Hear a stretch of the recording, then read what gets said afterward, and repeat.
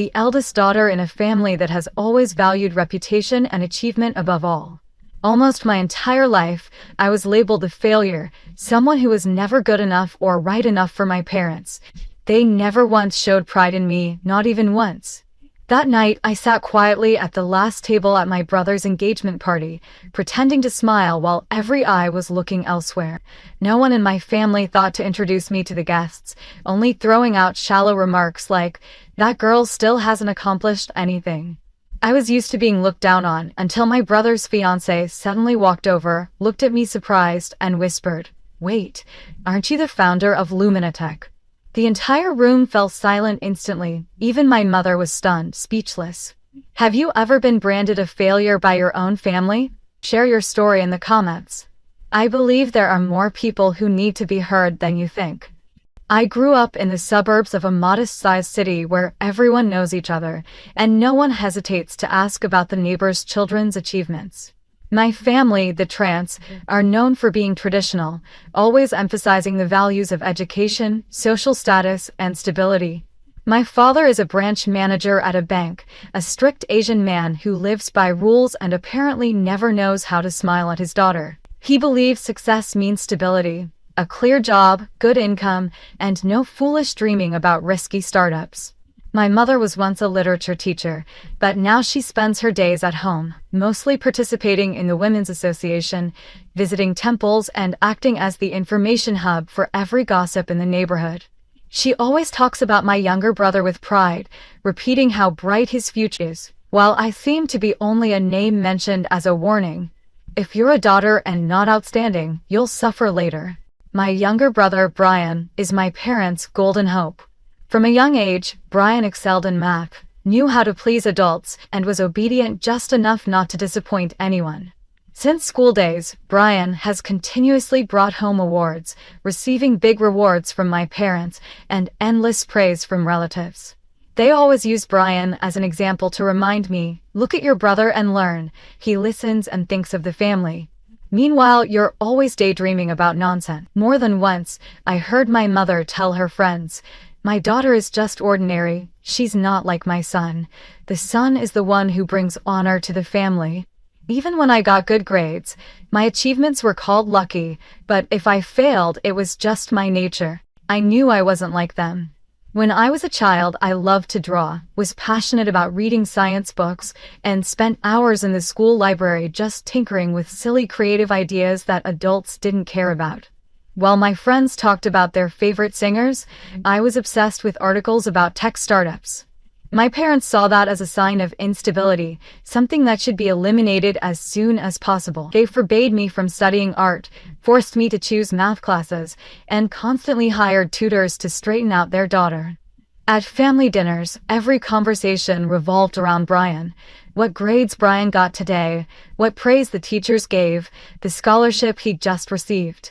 As for me, whatever achievements I had were quickly overlooked, as if I were just a shadow in the house. My deepest memories are of my parents hosting family gatherings.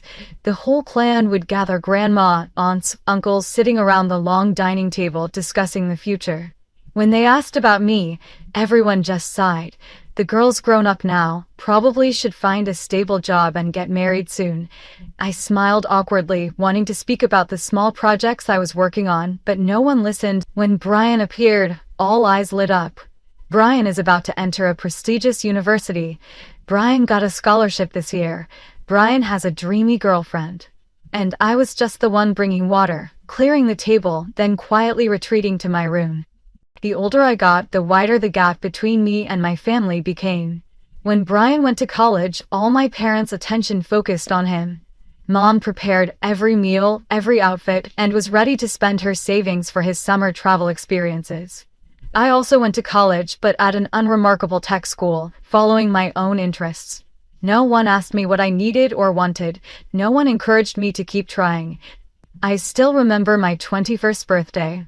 I quietly bought myself a small cake, lit candles, and sat by the window looking out at the street. That night, the whole family went out to celebrate Brian's scholarship, but no one remembered my birthday.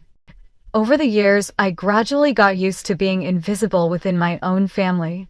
I began building my own world, quietly reading books, learning online, entering small startup idea contests. Sometimes I tried telling my mom about the things I was passionate about, like an idea to make data management software for small and medium businesses. My mom just shook her head. Those words poured cold water on all my dreams, but I never gave up. I thought maybe if I tried a little harder, I might finally be recognized. Yet every time, I only got skeptical looks, my dad's sighs, and my mom's reminders. Girls should just live practically. Maybe that's why I always felt out of place, even inside my own home. Brian became more and more successful. The family grew prouder of him, while I retreated deeper into dreams that never fully formed. Every failure, I didn't dare tell anyone because I knew it would only wound my pride further. Instead of asking if I was okay, my parents only asked, "When will you get a good job?" The child born only to be the backdrop for my brother's achievements. But despite the pain, I never thought of giving up, because I believed there are values that can't be measured by praise or grades, and I will prove that, no matter how far I have to walk alone. When I graduated from college, I clearly realized I couldn't rely on my family, nor wait for a miracle from them. The outside world was harsher than I thought, especially for a girl with no fame, no connections, carrying only an average diploma and a few unfinished ideas. But I still couldn't extinguish my desire to do something truly meaningful for myself and for society. I began applying everywhere, from small companies to big corporations. Most turned me down. Some even laughed when I talked about the tech projects I did in college. A girl wanting to code and start a business? That's tough, honey. Those words weren't much different from what I heard in my own family, but this time, the sadness mixed with a spark of defiance. I decided to work at a small tech company, accepting a low salary and doing all sorts of unglamorous tasks just to learn and gain experience.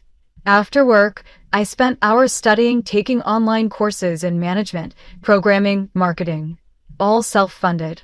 Some days I was so exhausted that the moment I closed my laptop, I would fall asleep in my chair, waking up the next morning still in the same worn clothes. But I never once thought about giving up. Sometimes, amid failed experiments, I'd recall my mother's eyes when she talked about Brian, and my father's words, "Just don't do anything to disgrace the family." Those memories didn't just hurt, they fueled me to keep going, to never bow my head to anyone. For nearly 2 years, I worked quietly, learned, and saved every penny. Most of my old friends already had stable jobs, good salaries, cars, and houses, while I was still the trans family's eldest daughter living in a rundown rented room, commuting by bus, surviving on instant noodles. My parents had no idea what I was doing, occasionally calling to ask. Every time I returned home, I could clearly feel the scrutinizing eyes and whispered words from relatives. "She still hasn't settled down."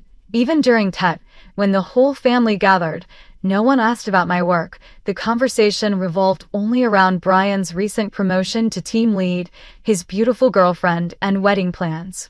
I smiled it off, hiding all my personal dreams just to keep my parents at ease. But inside me, the fire never died.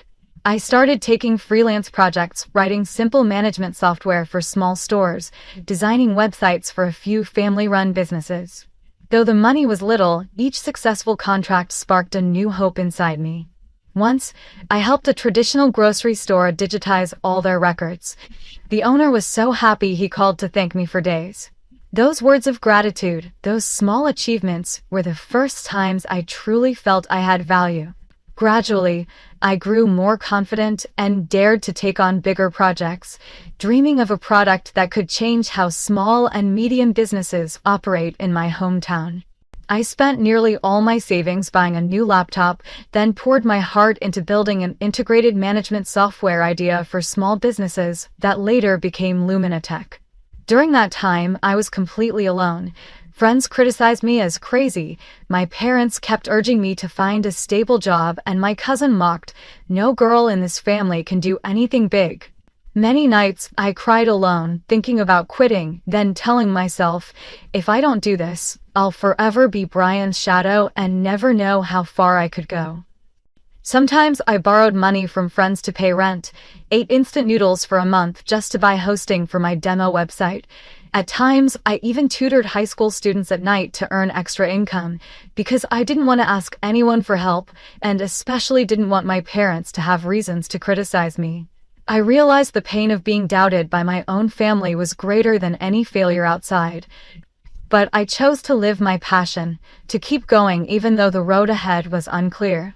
When my first product launched, no one cared, no one believed I would succeed. Stores I approached all refused, saying they didn't need software or who would trust a girl in tech. I felt discouraged, but then I thought back to my childhood, how many times I was called head in the clouds, forced to quit art for mass, judged by my parents through Brian's success. Those memories pushed me to keep trying, to fix and improve my product day by day. As time passed, I started to get my first clients, people who believed in my sincerity and dedication. Gradually, word of mouth spread my software to more places, and a few small businesses began agreeing to trial it. The thank you messages and positive feedback gave me confidence that I was on the right path, even though that path was far from easy. While I struggled with each small project, Brian kept appearing on social media with photos from seminars, awards, and celebrations. My parents proudly showed off every achievement of his to everyone, but no one mentioned me. Yet for the first time, I didn't feel jealous. I just felt relieved that I finally dared to live true to my own dreams, even if no one recognized them yet. Those were the years I forged my own strength, overcoming every insult and failure, growing up from every fall. I understood that as long as I didn't give up, failure was just a pause on the journey toward real success, a success that didn't need anyone's judgment, didn't have to please my family, but was for me to know I deserved my own dream. Even though my work gradually became more stable, I was still the failure in my family's eyes. I no longer expected engagement from my parents, nor a sympathetic look when I came home. It seemed to me that in their hearts, my efforts were nothing but stubborn foolishness, a proof of the disobedience of the eldest Trent. Once, when I came home for my grandfather's death anniversary, as soon as I walked in, I overheard my mother whispering to a cousin, "Emily's changed jobs again. I don't know when she'll finally settle down. I've told her not to dream so much." I stood in the hallway, hearing every word clearly, feeling like a frosted glass separating me from the whole world beyond that door. My younger brother Brian had by then become the family's true pride. He worked at a big foreign company, studied abroad, held an MBA, and had a beautiful girlfriend from a prestigious family. Our family viewed Brian's upcoming wedding as a major event, a great honor they had long awaited to prove to society that the Tran family was not inferior to anyone. Months before, my mother was boasting everywhere about the grand engagement ceremony, about the future daughter-in-law from an Ivy League school and how Brian would soon be promoted to management. She even printed invitations to send to relatives on both sides, carefully choosing every dish, every flower, every dress for the party. I was still invited, but all my feelings were like a stranger, invited, yet not belonging there. On the day of Brian's engagement, our large family home was brightly lit, guests poured in, laughter echoed throughout the rooms. I sat quietly in a corner, telling myself I would just come, congratulate, then leave early. But the atmosphere didn't let me rest. Relatives came one after another, all praising Brian and his beautiful fiancée. Meanwhile, I was only asked empty questions. "What are you doing these days? Do you have a boyfriend yet?" I answered them superficially, trying to force a polite smile, but all I got were pitying looks or regretful shakes of the head. "A woman who still hasn't settled down like this will have a hard life, dear." While everyone was raising their glasses in celebration, my mother deliberately pulled a group of close friends over to me, forcing a smile before introducing me. "This is Emily, my eldest daughter. She's doing this and that, but hasn't gotten anywhere yet. Her brother is about to become a manager and is getting married soon."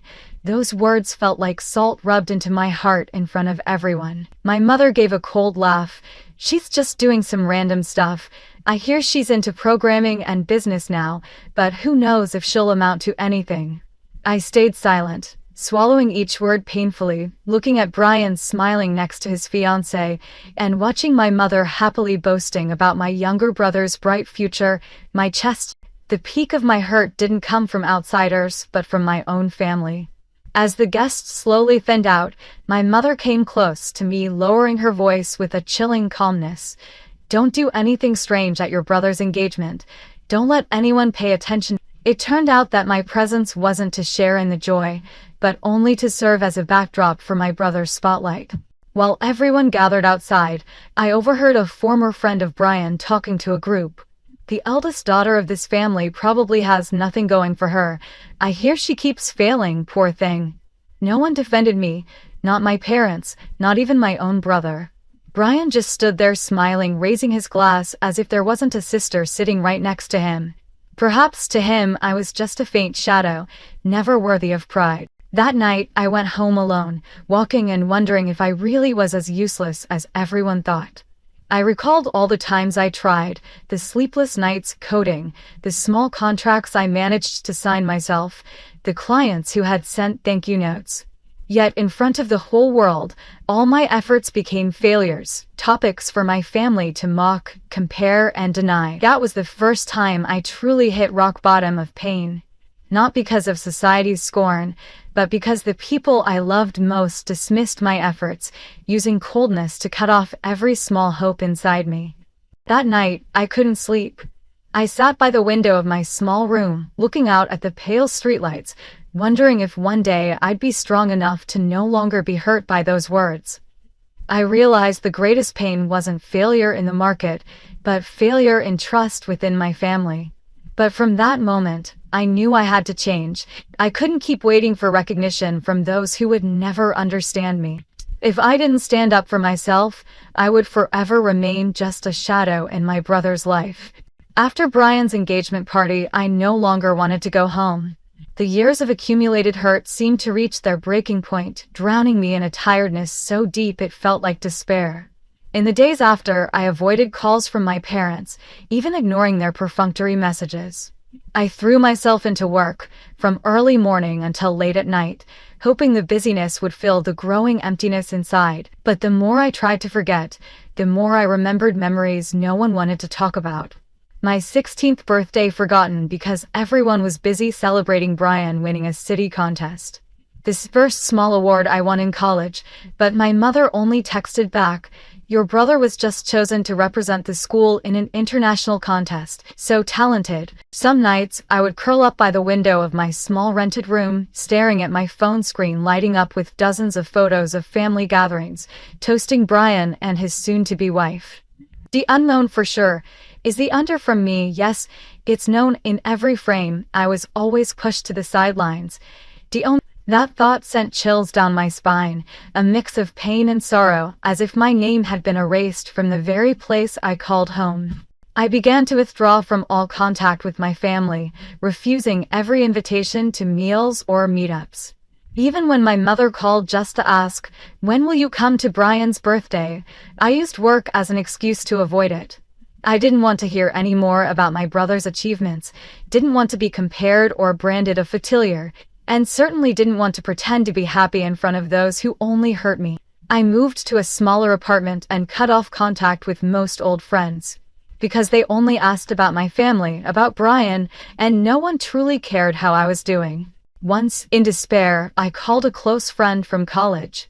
We sat together in a quiet cafe, and I told her about feeling abandoned, about the fear of not being good enough, not being worthy. She quietly listened, then said, "You have to live for yourself, Emily.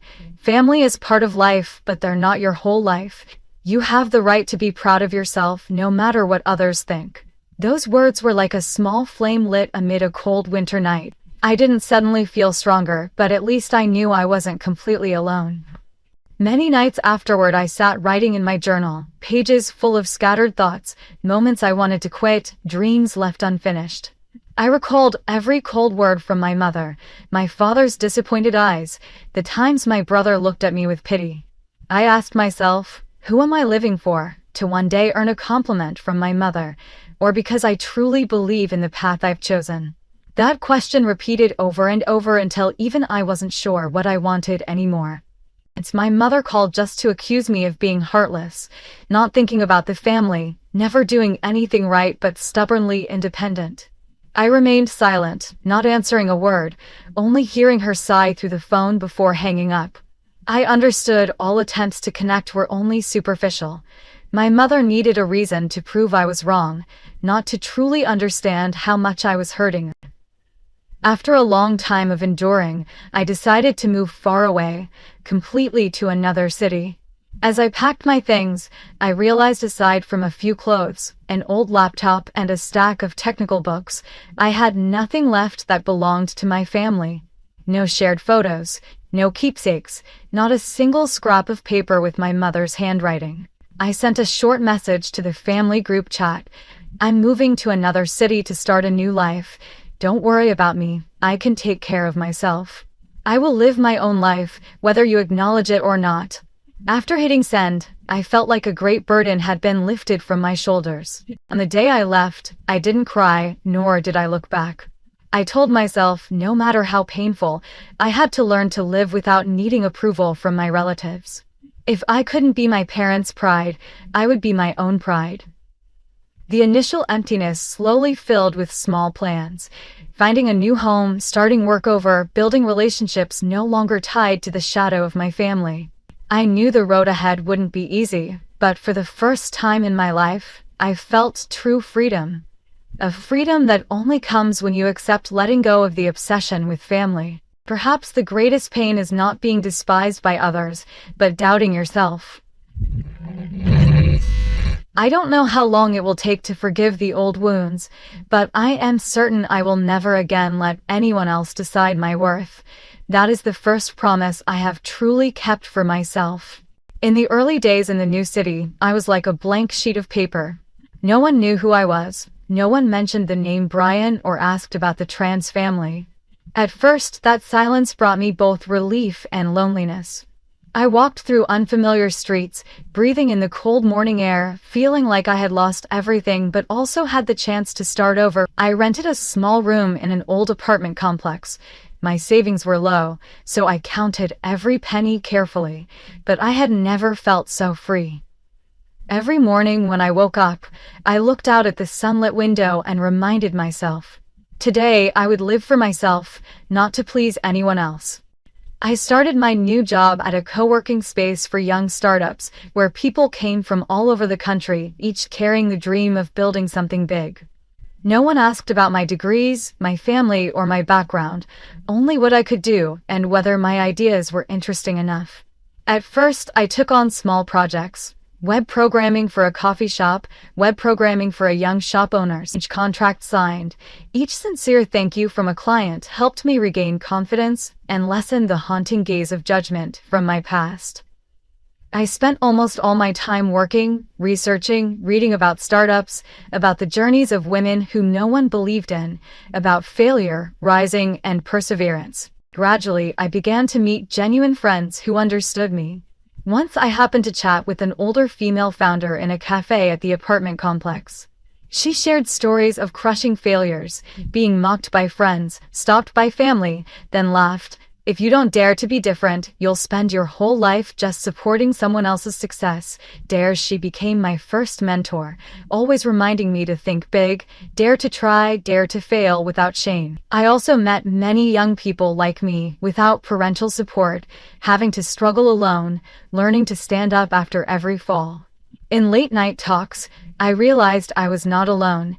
There were many who also felt lost and excluded just because they didn't meet their family's expectations. Like that, I poured all my heart into the Lumina Tech project, the small business management product I had long dreamed of. I worked tirelessly, accepted small contracts to cover living expenses, and nurture bigger dreams. Step by step, I perfected the software, tested it, fixed bugs, improved the interface. When my first customer gave positive feedback, I was so happy I cried. I was no longer living for anyone else, no longer chasing my mother's wishes, nor proving anything to my father or Brian. I just wanted to do what I believed was right. Even if I failed, I would fail on my own feet. Small achievements gradually began to appear. My software was trusted by a few local businesses. A small logistics startup signed a long-term trial contract, and word of mouth started to spread. I received emails from shop owners thanking me for helping them save time, manage better, and have more time for their families. Those simple words meant more to me than any award or certificate my family had previously used for comparison. I started rewarding myself with afternoons spent walking, sitting alone at a cafe reading books, learning about investing and financial management. Each passing day, I felt more clearly the value of freedom and growth. Sometimes, my mother would still call, her voice cold or distant at times. "What are you doing these days? Still don't want to come home?" I responded calmly, no longer feeling hurt by her reminders. My family sometimes messaged to check in, but I had learned to keep my distance, not sharing too much about successes or failures, simply saying, "I'm fine, don't worry." I understood that not everyone can change deeply ingrained thoughts passed down through generations, and I no longer needed to use my life to prove anything. One time, I was invited to participate in a young tech forum in the city. Standing on stage, presenting Lumina Tech in front of hundreds of people, I trembled, never imagining I would one day be heard and respected. After the presentation, a group of young people came to shake my hand, ask questions, and some even volunteered to collaborate unpaid just to learn. I was amazed to realize that, though I was neither wealthy nor famous, I had truly created meaningful value for the community, something I had never once heard anyone in my family say about me. I no longer felt too hurt when my mother mentioned Brian's success, nor was I bound by the shadows of the past. Instead, I built for myself a network of friends, mentors, and colleagues, people who appreciated my efforts, listened, encouraged, and were ready to support me whenever I felt weak. I also began helping young newcomers, sharing experiences of failure and how to rise again. Every time I looked back on the journey, I knew that my value was not in compliments or the recognition of others, but in my courage to live true to myself, strong, independent, and free. Time passed, and my life gradually stabilized. I no longer often thought about family, the tense dinners, or my mother's scrutinizing gaze. The days spent buried in work, meeting clients, and developing new products had helped me grow more than a decade of living under the expectations of loved ones. I was proud of myself. Sometimes, in late afternoons sitting at a familiar cafe, I still remembered my childhood, but the pain gradually transformed into gratitude. It was those wounds that made me the resilient and strong person I am today. I still kept in touch with Brian, but everything was very superficial. Occasionally, my younger brother would send me a few messages, talking about work or asking for a bit of tech advice. No one in the family asked if I was settled anymore, nor did anyone pressure me to come home. I thought everything had truly settled down, until one early autumn evening my phone suddenly rang with my mother's name lighting up the screen. She spoke more gently than usual, asking if I was free to attend Brian's wedding. I stayed silent for a while, then agreed to come, not for anyone else, but because I needed to close an old chapter myself. When I returned, everything at home seemed unchanged. Dad was still quiet, Mom was busy preparing everything, and Brian looked happy and radiant to see me. However, I could clearly sense a tense undercurrent, something fake behind the greetings and forced smiles. Mom handed me a party dress, reminding me, "Remember to be discreet at the party. Don't say anything to trouble anyone. Our family is about to have a new daughter-in-law, and I want everything to be perfect." I smiled lightly, understanding that no matter how far I'd gone, in Mom's eyes, I was still someone who could ruin the family's image at any moment. At the party, a formal atmosphere enveloped the large living room. Relatives from both sides gathered, and Brian's friends and fiancé filled the space. From the moment I entered, I felt eyes following me, the curiosity of relatives who hadn't seen me in a long time, the scrutiny of outsiders. Mom walked me to every table, introducing me. "This is Emily, Brian's older sister.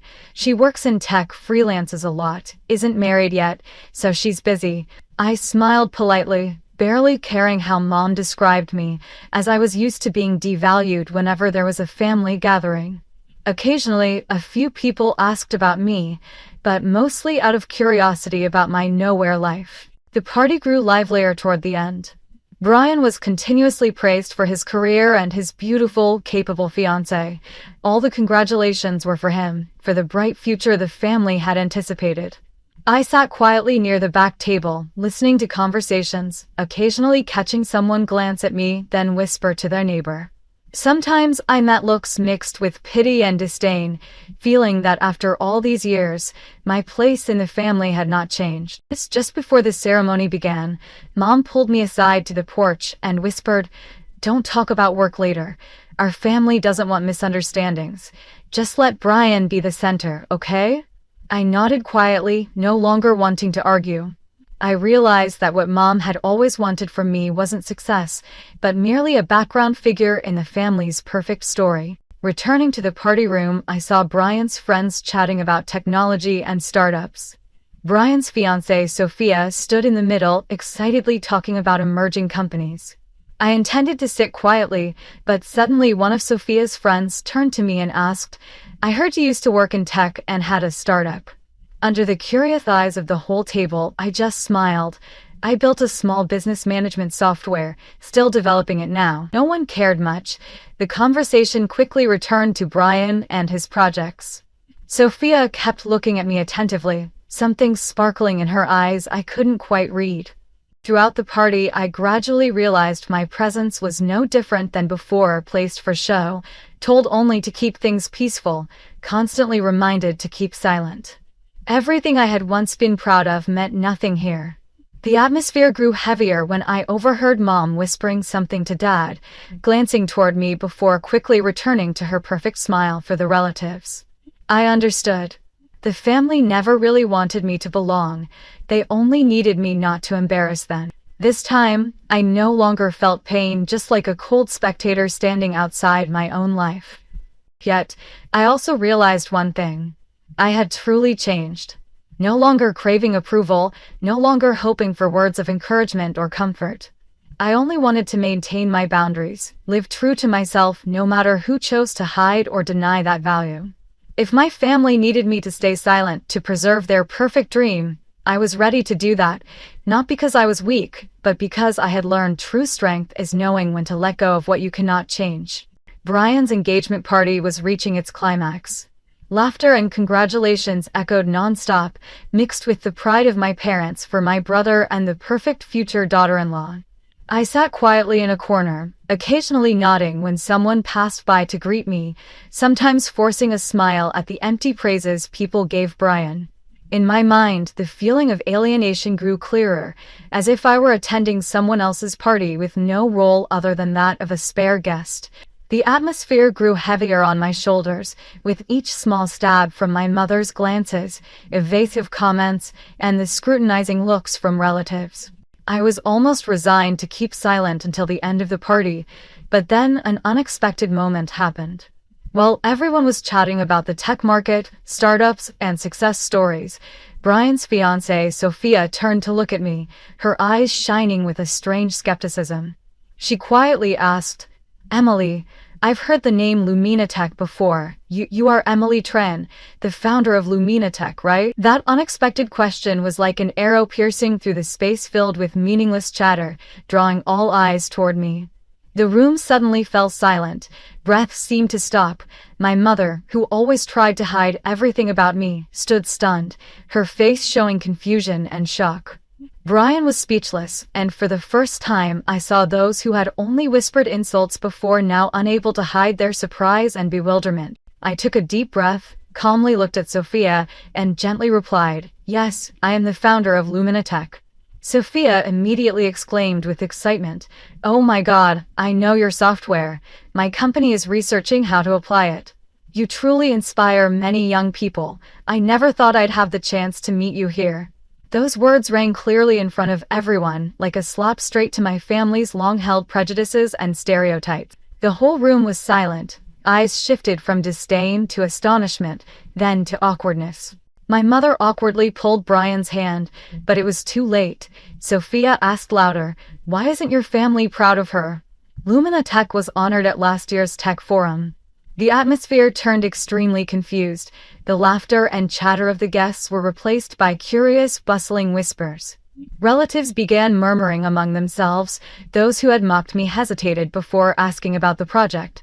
Some guests even actively asked for business. Brian looked at me with bewilderment, while my mother appeared embarrassed, eyes red from shame mixed with anger.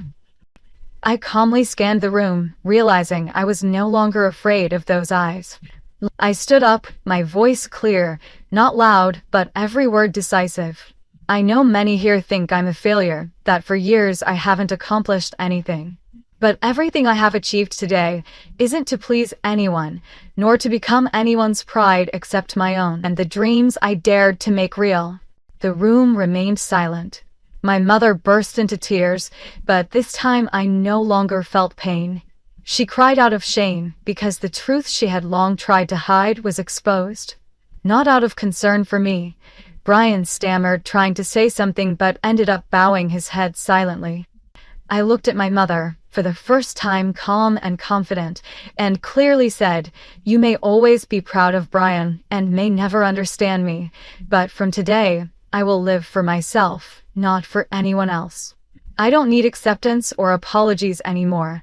I know I am strong enough." After speaking, I placed my business card on the table, thanked Sophia for recognizing me, and gently said goodbye to everyone.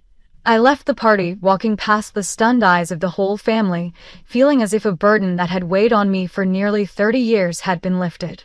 On the way home, I felt a freedom and peace I had never known before. No one could make me feel small anymore.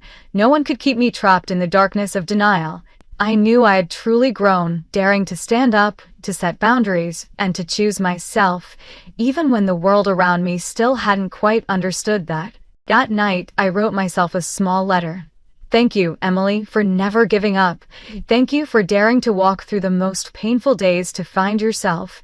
From now on, every path will be decided by me, whether or not anyone walks with me." And I knew, after all, that was the greatest victory of my life. A year has passed since that engagement party, and my life has changed in ways I never could have imagined. Lumina Tech grew steadily, and my small team expanded, gaining new companions, young tech enthusiasts ready to take on fresh challenges with me. We worked in a creative space, mornings filled with laughter, and late nights spent brainstorming ideas together. I was no longer just Emily Tran, the eldest daughter of the Tran family, but Emily, the founder, mentor, and eldest sister of a small family where everyone was respected, heard, and free to pursue their dreams. Occasionally, I receive messages from young strangers. "Sister, I've read your story. I've also been called a failure by my family. How can I believe I can change my fate?" Every time I reply, I remember myself from before, full of insecurity, confusion, and pain, and gently write back, "You just need to keep going, little by little. Your value isn't in others' recognition, but in what you've overcome, learned, and dared to change for yourself." Becoming a mentor to many young people is also my way of healing my own wounds. I've learned to listen, understand, and encourage others, just as I once wished to be supported when I was young. In my small, bright apartment, I grow a few flower pots and keep a little cat named Hope. Every morning, I wake to see Hope curled up on the chair, brew myself a cup of coffee, and smile at my reflection in the mirror. Because I understand, everyone lives within the limits of their beliefs, and I have stepped out of that cage to rewrite my own story. My family gradually reached out again, but this time, I set clear boundaries. My mother sent long messages, sometimes apologizing, sometimes sharing fears she had hidden. I read every line, no longer feeling suffocated or needing an apology. I simply replied, "I'm fine, Mom, don't worry. I'm truly happy." My father sent a short email calling me daughter for the first time without any advice or admonishment. Brian probably understood many things too. He congratulated me when my company was honored at a tech event and occasionally asked about my life and work, but I no longer needed anyone's recognition to believe in myself. One weekend afternoon, I stood on the rooftop of the building, watching the city spread beneath the pale sunlight. I remembered the days I just wanted to disappear from this world, the nights I cried until dry from being rejected by those closest. I no longer wait for a perfect family, nor dwell on expectations that were never mine to begin with. I know I have built a new home, one not bound by blood but united by love, sharing, and respect. I choose to hold on to the best parts, learn to forgive the past, and dare to move forward, even when no one applauds. If you who are watching this video have ever been called a failure, have ever felt invisible within your own family, I want you to believe this. Your value is not found in anyone else's eyes. You are not alone. The journey of growing up may be long and filled with tears, but as long as you dare to stand up for yourself, the world will change in the most unexpected ways. Thank you for listening to my story. If you've ever felt like I did, please share below. Don't hesitate to express your pain or your pride. Sometimes the bravest thing is not forgiving others, but choosing to love yourself. If someone had ever